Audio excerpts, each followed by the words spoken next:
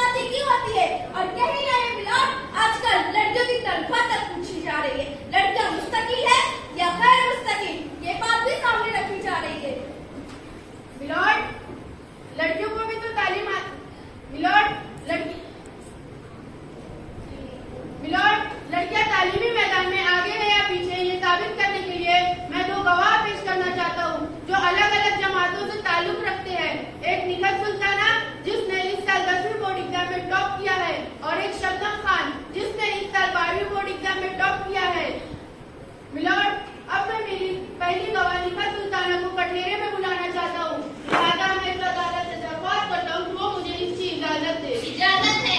निखत सुल्ताना अदालत में हाजिर हो।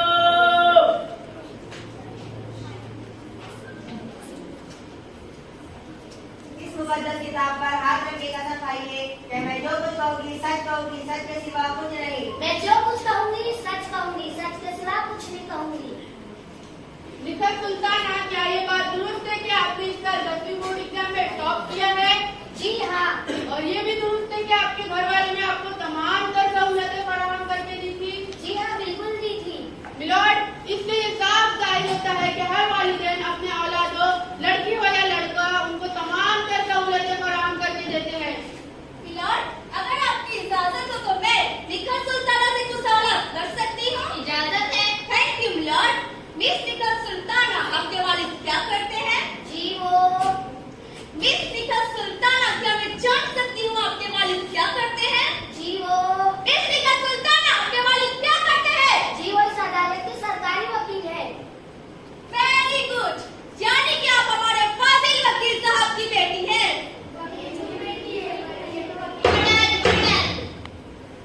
मिस निखत सुल्ताना, आपने जिस साल 10वीं बोर्ड इम्तिहान में टॉप किया था, उस साल आपका कोई भाई 10वीं बोर्ड इम्तिहान दे रहा था? जी हाँ, मेरा भाई 10वीं बोर्ड का इम्तिहान दे रहा था। तो आप घर के काम काज में अभी तक हाथ भी बटाती होंगी? जी बिल्कुल बताती हूँ। और आपका भाई? ऑब्जेक्शन मिलॉर्ड, बात यहाँ लड़कियों की तालीमी मैदान में आगे या पीछे रहने की है, लड़कों के घरेलू कामकाज में हाथ बटाने की नहीं। Objection sustain. आप अपनी बात जारी रखें। Thank you my lord. हाँ, तो आपका भाई घर के काम काज में हाथ बटाता था? जी नहीं। तो फिर वो क्या करता था? हम स्टडी करता था। तो फिर आप कैसे स्टडी करती थी? पूरे घर का काम काज करने के बाद मैं पूरी रात तक पढ़ाई करती थी। Thank you very much. अब आप जा सकती हैं। मिलॉर्ड, मेरे फाजिल वकील साहब जो कि खुद कानून के मुहाफिज है, इनके घरों में लड़कियों के साथ ऐसा सुलूक हो रहा है, तो आम घरों में क्या होता होगा? ऑब्जेक्शन मिलॉर्ड, फाजिल वकील मेरे पर्सनल मैटर में इंटरफेयर कर रहे हैं, लिहाजा मैं उनसे दरख्वास्त करता हूँ कि वो मेरे पर्सनल मैटर में इंटरफेयर ना करे। Objection sustain. आपको हिदायत दी जाती है कि आप सरकारी वकील के पर्सनल मैटर में इंटरफेयर ना करें। Sorry my lord. Thank you my lord. My lord, अब मैं मेरी दूसरी गवाह शबनम खान को कठेरे में बुलाना चाहता हूँ, लिहाजा इस अदालत से मैं दरख्वास्त करता हूँ कि वो मुझे इसकी इजाजत दे। इजाजत है। शबनम खान अदालत में हाजिर हो।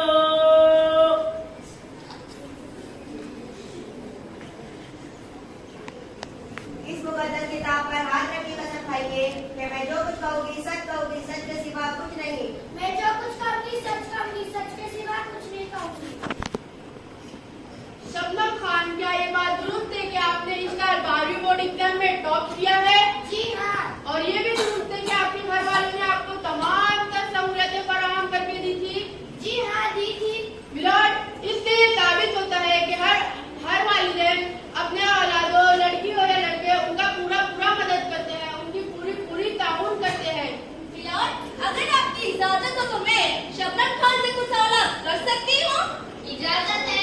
Thank you my lord. Shabnam Khan, क्या मैं सही हूँ कि आपने इस साल HSC बोर्ड में टॉप किया है? जी हाँ। और ये भी दुरुस्त है कि आपके घर वालों ने आपको तमाम तर सहूलतें फराहम करके दी थी? जी सहूलत। तो आप 12th के बाद क्या करना चाहती थी? मैं डॉक्टर बनना चाहती थी। मगर क्या? मगर मेरे वालिदैन उन्होंने कहा कि सारा तुम्हारा पढ़ाई में खर्च हो जाए तो तुम्हारे भाई का काम है, इसलिए मुझे डॉक्टर बनने नहीं दिया। मुझे यहाँ अपनी बात करने का मौका दिया जाए। इजाजत है। Thank you milord.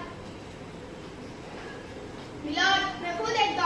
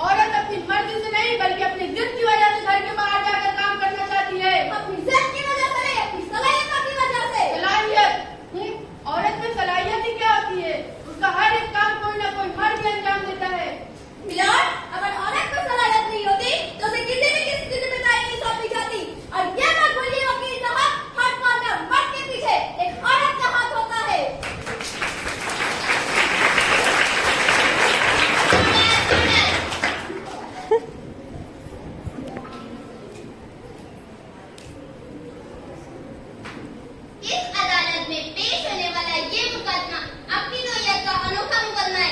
अपने हुकूक के लिए लड़ना हर इंसान का पैदाइशी हक है। मिलान, अगर आपकी इजाजत हो तो मैं आपके सामने एक और सुबह पेश कर सकती हूँ? इजाजत है। कुछ दिन पहले ये खबर अखबारों में भी छपी थी, आप लोगों ने तो पढ़ी होगी। कौन सी खबर? कौन सी खबर?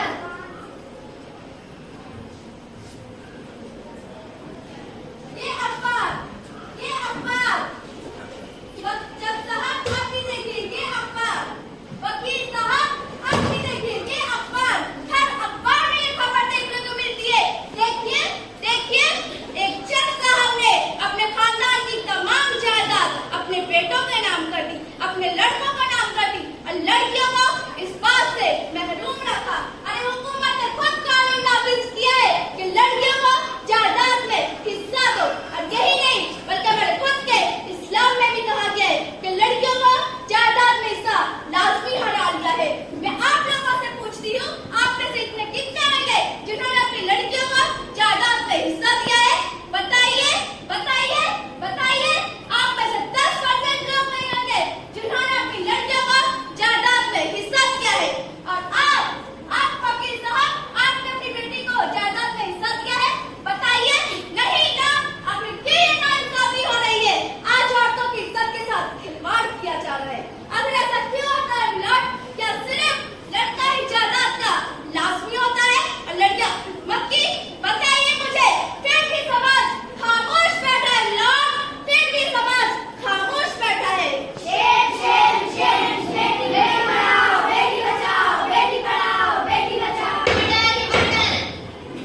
आज पुलिस तो सिर्फ तमाशा ही बनकर रह गई है। मैं पूछती हूँ, आखिर ये नाइंसाफी हम लड़कियों की शादी क्यों होती है मिलान? क्यों होती है? बेटी पढ़ाओ, बेटी बचाओ, बेटी पढ़ाओ, बेटी बचाओ, बेटी पढ़ाओ, बेटी बचाओ।